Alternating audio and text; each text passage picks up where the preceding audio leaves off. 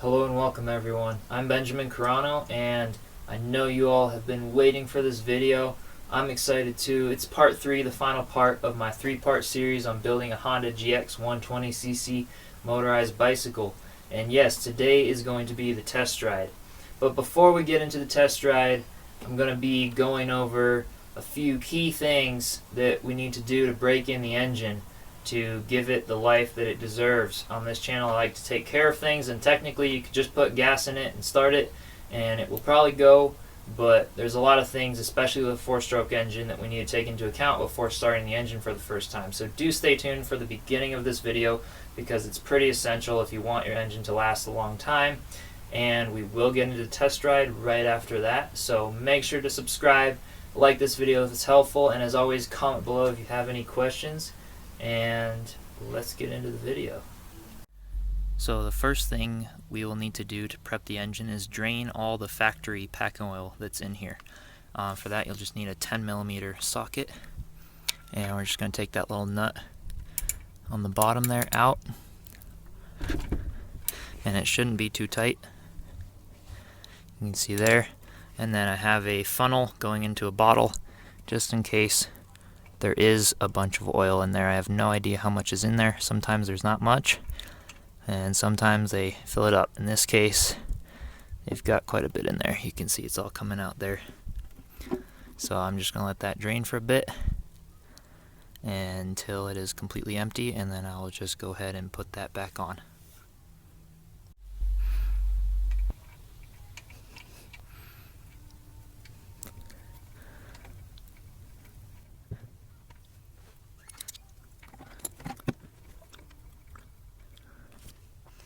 And then when you're tightening this back up, this bolt really cannot be too tight. Alright, so we're going to want to make sure that you only get it hand tight until it stops turning, and then literally only go maybe 1/8 to 1/4 of a turn. Alright, this really can't be too tight. You're going to strip out the threads in the aluminum. It just has to be enough to hold back the oil. And then I can just take an old shop rag and clean up some of that excess there. And now we are ready to fill it with the new oil. So you can see here that I propped the back wheel up on some blocks of wood. That's just to make the engine sit nice and level rather than tilted down, so that we can get an accurate reading on the oil dipstick. Alright, so first I'm obviously just going to unscrew this dipstick here and set it aside for a minute. Then I'm going to take this Lucas heavy duty oil stabilizer, which basically, it says right there, it eliminates dry starts. So this is going to act as a really good lubricant. It's kind of like a, break-in period. You don't need to do this if your engine is used a bit, but I'm starting the brand new engine from scratch, and it has never been run before. So I'm using this stuff. It's just going to help it break in really nicely and lubricate the parts right off the bat, so we don't end up putting a bunch of wear on and tear on the engine when we start it right up. So I'm just going to literally put a few squirts of this stuff right into that oil hole. Alright, and it's just a thicker grease that's going to mix in with the oil. People use this stuff on motorcycles and everything. And then I'm going to take my funnel and stick it down in the hole, and I'm going to fill it using 10W30, and this is the cheapest oil that I could find. This 10W30, it's not synthetic. Don't use synthetic or anything nice and expensive, because I'll literally be idling this engine for about 30 minutes and then emptying all the oil and doing an oil change, because the very first 30 minutes about of running is going to already make that oil have a bunch of little metal crystals and other things in it. So I'm just gonna start filling this up just a little bit at a time with this really cheap 5W30 or 10W30, sorry. And again, just a little bit at a time, because I'm going to want the dipstick to basically read about 3/4 of the way up on the dipstick. So first I'm just going to wipe it clean. Alright, and then wipe in that hole so that I'm not tricking myself. And then you just set this in, don't screw it all the way down, pull it out. You can see that it's only about up to there right now, so we got to keep filling it.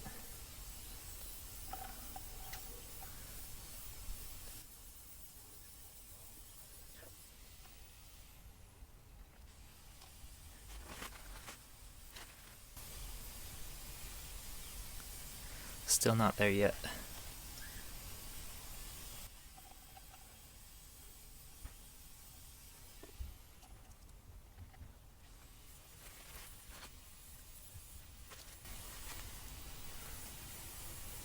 Again, filling the oil, you'll basically almost want to go so that the oil level is right here and not quite pouring out of there, but pretty close to pouring right out of there without the cap on.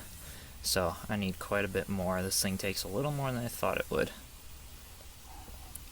Again, I'm just putting a little bit in at a time, and there is a specific measurement, but I'm just trying to make sure exactly what I need to get a proper start out of this. So I need a little bit more. Looks like a little more.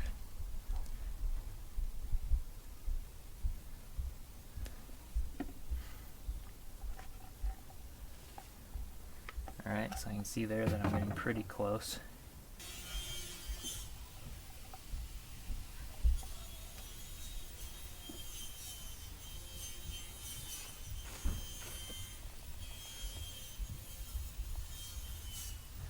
Alright, that's perfect. So now you can see that the oil line is about right here, which is what we want.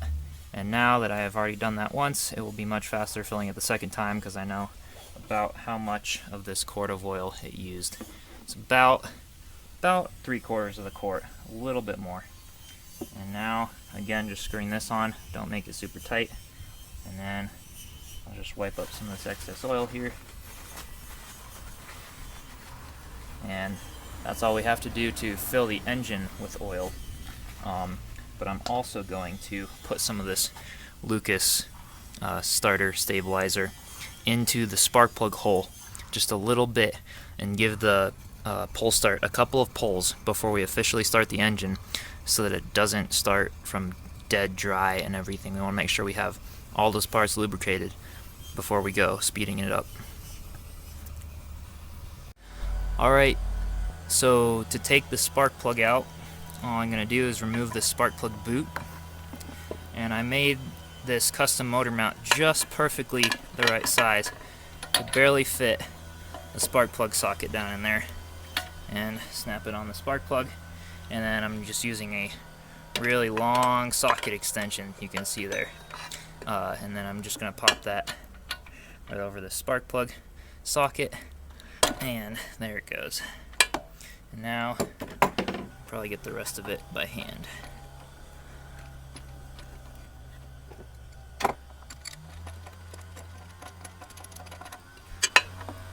And there it is. The spark plug is now out. And then, like I said before, I am just going to put a few little squirts of this Lucas formula down in that spark plug hole.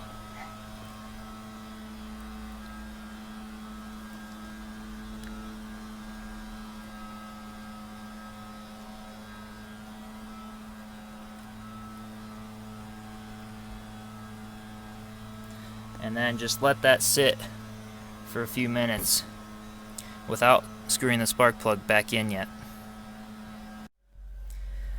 And now, after a few minutes of it sitting in the top of the piston there, I'm just going to give it a few really slow pulls on the pull start just to get it lubricated around that piston. Again, I'm being really careful with the break-in period of this engine. It's not quite as critical with the two-strokes because the oil is already mixed in with the gas, and you're not really going to do much by just starting it up and going, whereas with the four-stroke, brand new engine has a lot of metal shavings or other things from when they machined all the gears and stuff inside the engine, so we want to make sure that all the parts are lubricated before starting it. And now that I pulled it a couple times really slow, I'm going to give it a few faster pulls.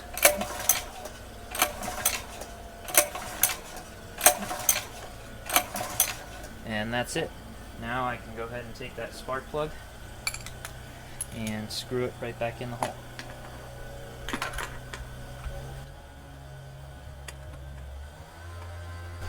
And I apologize for the noise. It's a Sunday afternoon and all the neighbors are out doing their yard work. And with the spark plug, as I said in building my two-stroke videos, don't want to get it too tight. Really just snug. That's all you need, or you'll break the seal on the top of the spark plug. And we go ahead and pull that spark plug socket right off. And that's it. Now we can go ahead and put the boot back over the spark plug.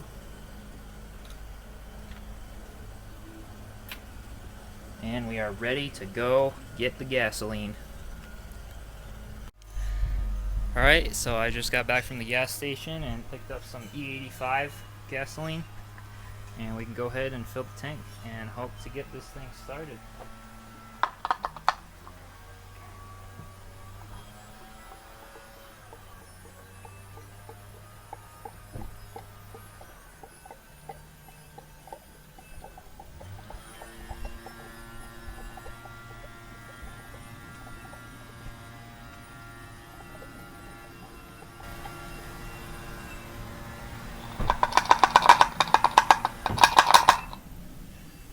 Alright, that'll probably be enough to start. It's not all the way full, but who even knows if it's going to run, so I'm not going to fill it up all the way. Again, this tank holds about 2.4 liters, but now that that's full, we can give it a couple pulls and hope that it starts.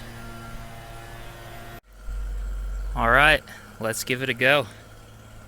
So to start it, we're going to want to make sure the fuel valve is in the on position. And then the choke is open today because it's really warm out. If it's cold, you're going to want to have that closed. And then obviously turn the switch up here to the on position and make sure that your fuel is filling up the fuel filter. Sometimes that can be clogged and you'll have to wait a little bit or shake it around. But let's give this a try. Oh yeah! Oh yeah! There she goes! Looks like I gotta do some idle speed adjustment. It's running a little bit slow. You can see if I completely let off of throttle, just barely goes, so I gotta tighten that idle screw a little bit.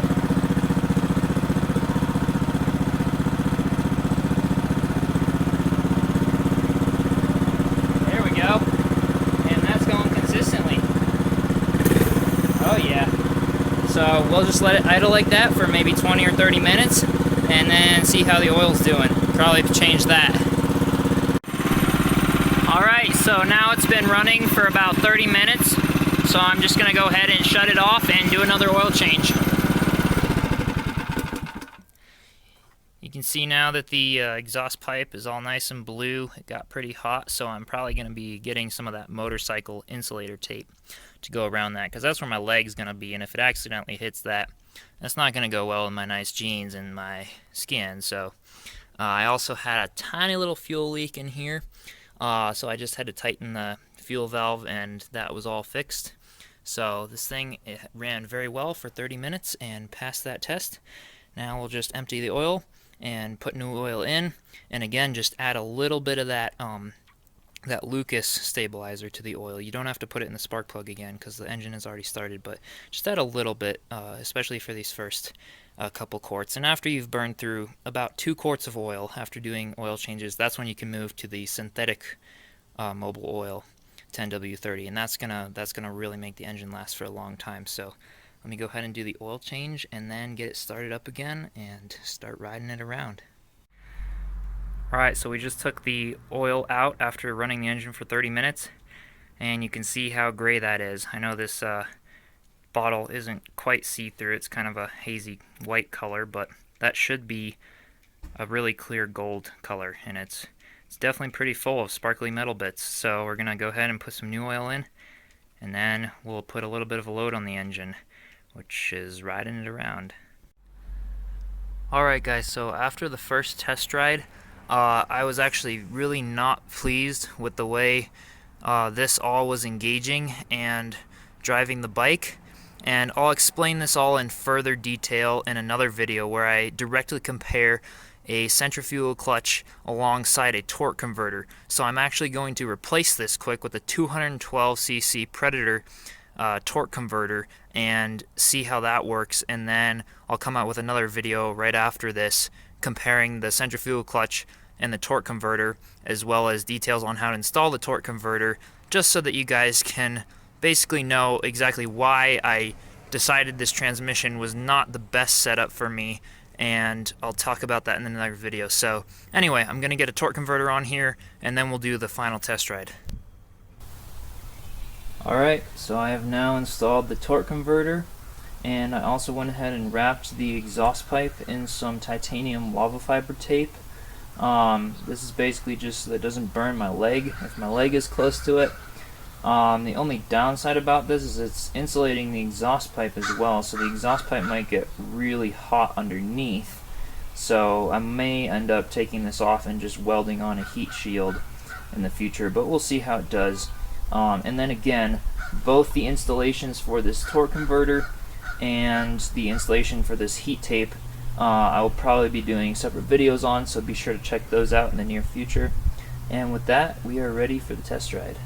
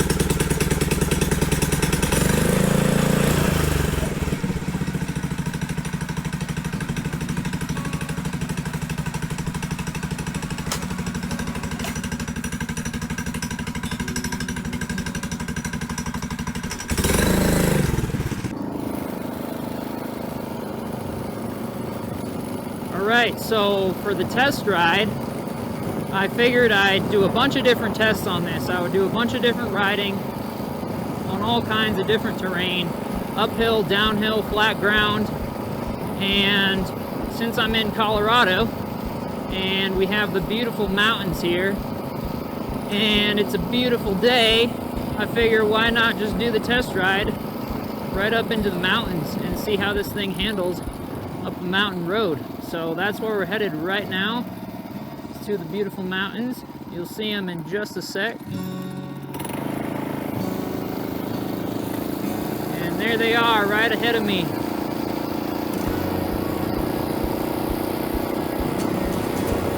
So this is going to be perfect. We've got a beautiful road here.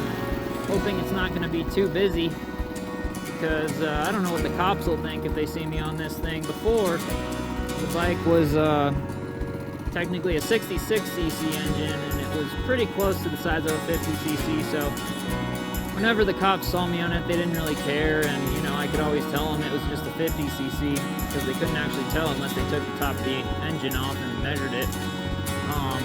But this one definitely says 120cc right on the side of it, so I am hoping they won't give me too much of a problem, but this road should be pretty clear. Not too many cars out, not too many cops, and it'll be really pretty. So stay tuned for this test ride and we'll see how this thing performs up the hill and down the hill and all around.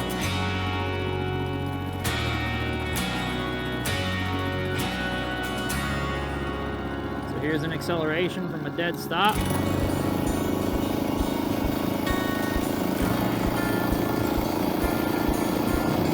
Pretty darn good. We're already up to speed now.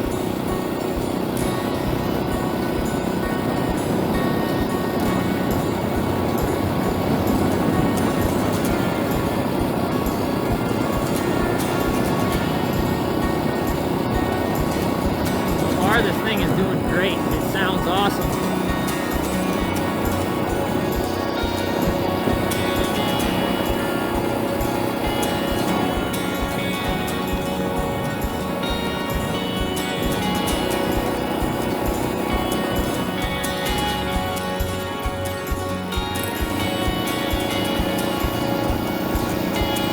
Feel kind of lazy up this hill. You see all these bikers working their asses off. Here's me just coming along, big engine on the bike. I like it though. I still go out on regular bike rides. It's good to get exercise. We got a beautiful place to do it here in the mountains. But it's also a great place to test the motorized bike. So we are going uphill right now. It's not super steep, but we're cruising at about 35, 37 miles an hour now. And again, going slightly uphill, so performance is doing really good so far. Sounds great. Nothing seems to be coming loose. And again, this is with no upgrades at all. So I have no high compression head, no high performance carburetor, nothing like that. The governor is still on. So this thing is really, really doing good.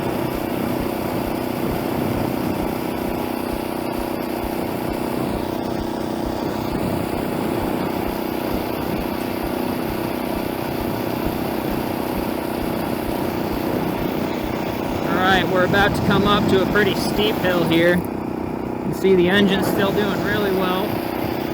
Running along nice and happy. Here's a really steep hill. Slowed down to about 25 miles an hour, but it's still going. And we're making it. We are definitely making it. These are some pretty steep hills here in the mountains, but it's not seeming to have any problem. So that's the first test that's over with. That's great. So if any of you guys are thinking about making one of these things to ride to work or something like that, it's a great choice, because if you live in the mountains, you know that you can still make it back home. So yeah, it's starting to get really steep here, about 20 miles an hour. Which is actually not too bad. I'm quite surprised at the power of this thing. Again, it still sounds great. The belt doesn't seem to be slipping on the torque converter yet, so it's still got power to bring us up the hill, that's for sure. It definitely slows down, but I definitely expect it to slow down going up a really steep hill, but it's making it.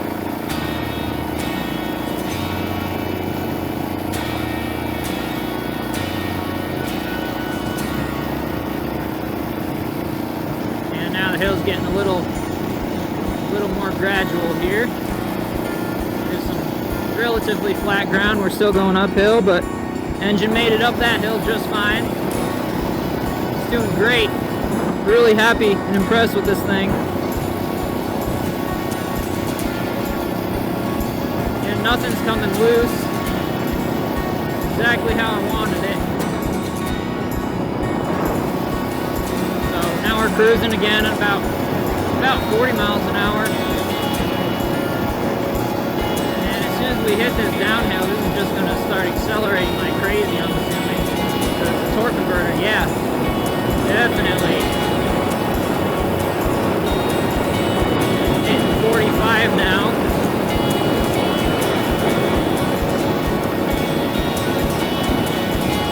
Now I'm going to slow down just a little bit. Doing some engine braking. Engine braking is working really well on this thing. Basically just letting off the throttle a tiny bit, and the bike just slows down because the torque converter, when you don't give it throttle, the belt just acts as a little bit of friction, and it slows the wheels down without you having to use the brakes and ride the brakes all the time. So this bike is actually really nice for the mountains. And I'm just slowing down around some of these turns. You know, I put road bike tires on this bike, thinking that it would go a lot faster. It definitely goes a lot faster. It's pretty rough over bumps and potholes, though. I don't like hitting any of those. But the wheels are plenty strong on this, but I just don't want to lose control slipping on sand or anything like that. If I did this bike build again, I might do slightly fatter commuter tires just to give it a little more stability, especially with the speed of this engine. With the other two-stroke, it was alright having wheels this small, but as I get up to speed and really go on a lot of these roads, you definitely notice a lot of the bumps. I've got a big comfy seat with springs in it and stuff, so that definitely helps. But yeah, it's running great. It's really running great. Again, cruising at about 35 miles an hour up a little hill right now. That's really good. Again, this isn't cranking anything. No upgrades, no nothing. This is just a stock engine running nice and smooth, nothing past 3,000 RPM. Here's a hill now, we're going down it, do some engine braking. Not using the brakes at all, and we're slowing down, you can see here, which is great.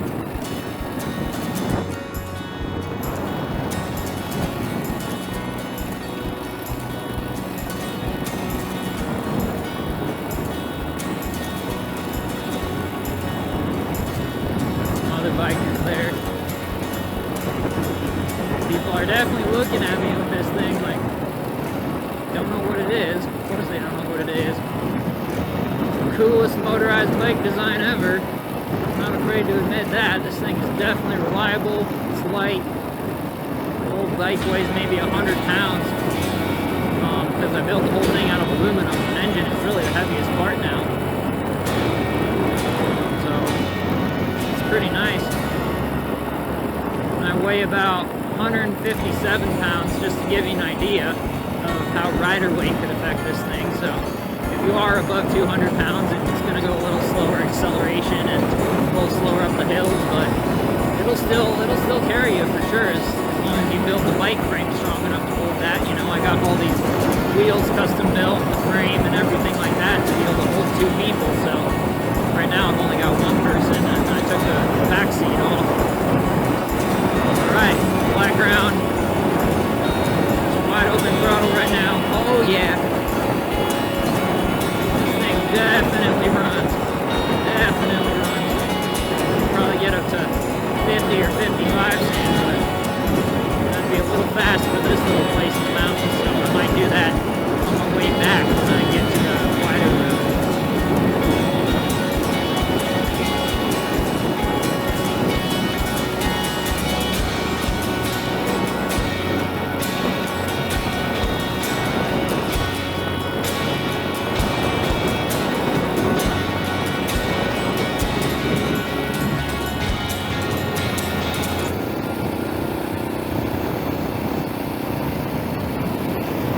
Seems to be working great. I'm actually surprised. I thought with the torque converter these belts would be shredding and stuff.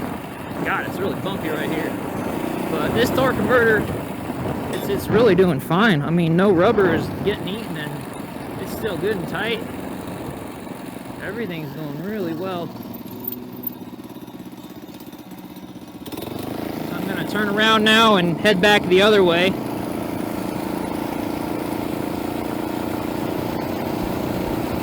But I'd say this ride is going to end up being a little over 20 miles, so we'll check the gas level when we get home as well to see how much gas it's drinking too, going up these hills and all, but so far it seems fine.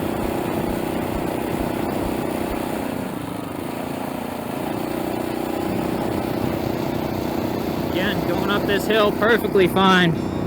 Engine's good and happy, nothing's shaking apart. Feels like a small motorcycle.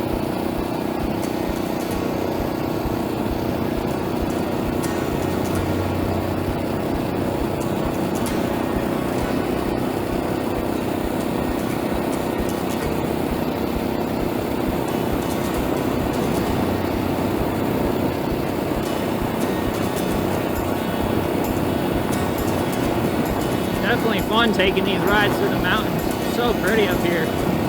Perfect spot.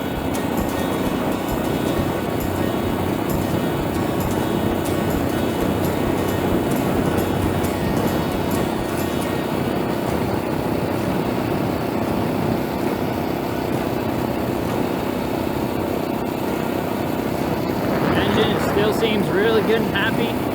Just butting along.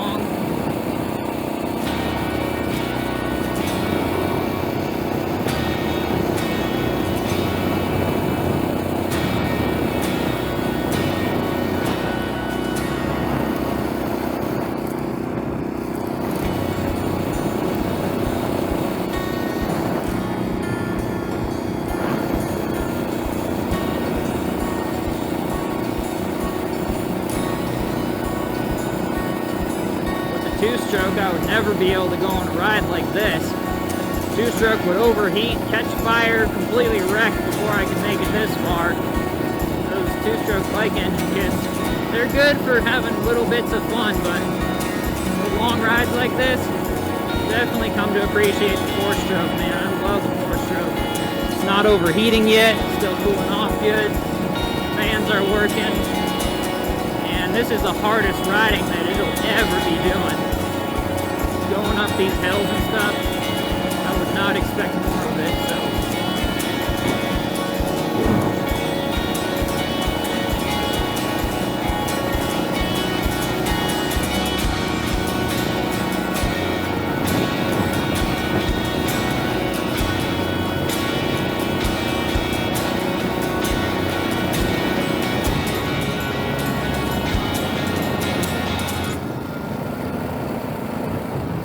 I'm doing the engine braking now down the hill. You can see if I completely let off on the throttle, this bike's only going 15, 20 miles an hour down a really steep hill, which is definitely controllable. See, I give it throttle, it just speeds up, and that's great because I don't have to ride the brakes, you know. I still will eventually be putting an emergency brake on this thing, I feel like, because it only has the regular bike brakes, which are okay, but now with the added weight of the bigger motor, I feel a lot safer having an extra brake on this thing somewhere just to stop if I ever need it. If I ride these brakes, man, they'll heat up and everything going down the hill, so I'm really happy that this engine braking's working. Can't do that with a centrifugal clutch, so that's another really, really nice benefit of a torque converter, is it'll just slow you down when you let off the throttle.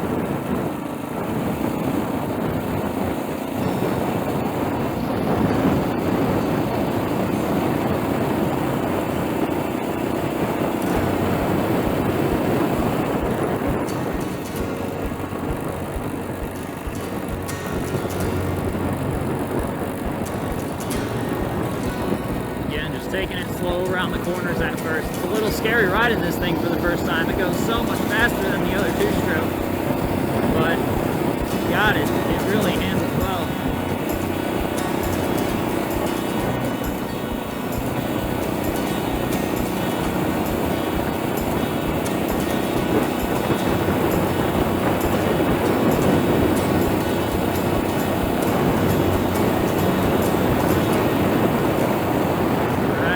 Starting to go downhill here. I will have to say, going at these higher speeds, having smaller handlebars could be nice. With these big, wide handlebars, it's really comfortable, but it catches a lot of wind resistance. It's like a big parachute coming down one of these hills, so.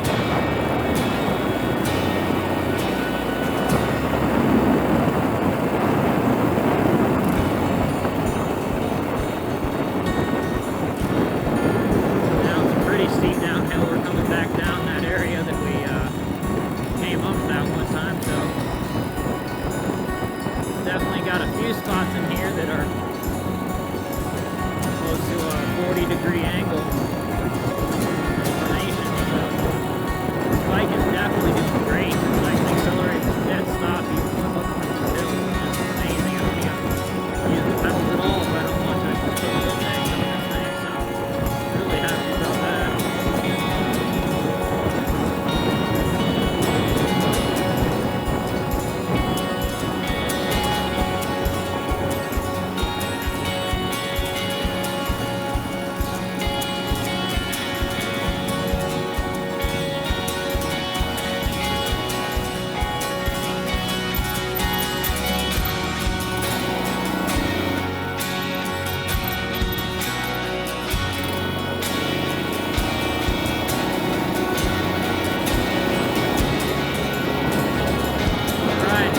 Nearing the wider part of the road, so soon I'm just going to go open throttle and see how fast this thing can go. There's a nice long stretch of flat ground down here, so we'll see how it does without any high performance upgrades. Again, this is just a stock 120cc engine, and we'll see what happens. Alright, we're going open throttle.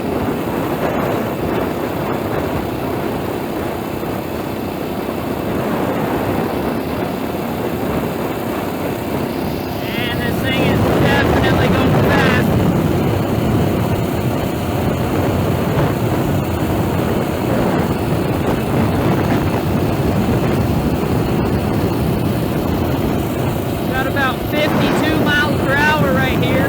Got a little GPS in my pocket right now.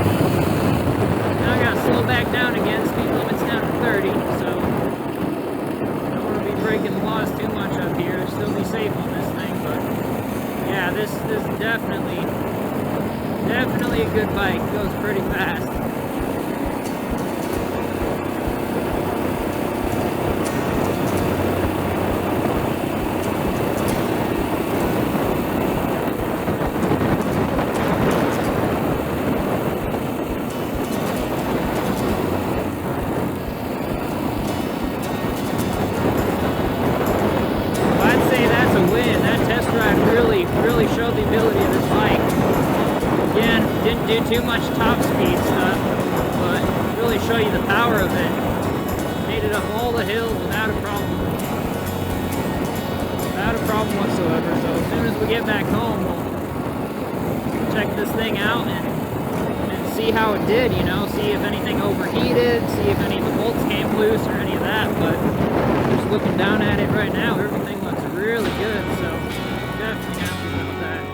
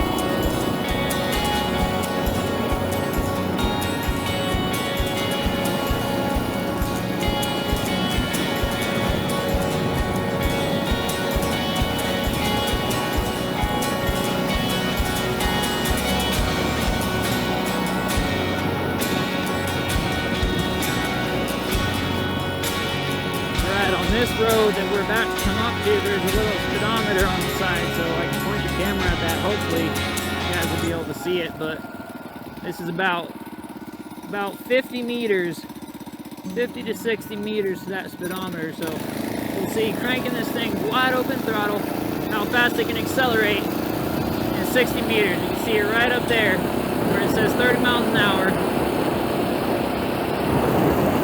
Looks like it didn't register us. A little bit small. Some of those things don't really register my bike because they can't send a little signal back and forth on something this small, but I've gotten it to register me a few times coming down that hill, and it definitely accelerates past 30 miles an hour within about 60 meters, which is really, really good. I'm very pleased with the performance of this thing. So I'll see you guys when we get home, and I'd call that test ride a win. So again, stay tuned. I'm going to talk about my final thoughts on this, but that was definitely a good test ride, and I'm very pleased with the performance of this thing. Alright, so now that the test ride was successful, we're going to check to see how the bike did. So as I'm looking at the exhaust pipe here, I can see that some of the chrome paint just kind of flaked off, which is acceptable. That's fine. It got really hot, for sure. You can see up here near the engine, I mean, it's really, really blue and brown and gold and everything. So yeah, I might go ahead and weld a heat shield and just to kind of disperse the heat a little more, not really insulate that pipe, because it's definitely hot, you know. But I can touch it, you know, not for long, but it's definitely for safety issues. You want to just have something around there, because my legs do come right down there. Torque converter looks absolutely fine. Still good and tight. Rear sprocket is on there good and tight. The front sprocket looks really good. All the screws are still in the engine mount. Everything looks great. No gas leaks. Let's check the oil really quick and see how that did. Yeah, it really didn't burn any oil. This thing's great.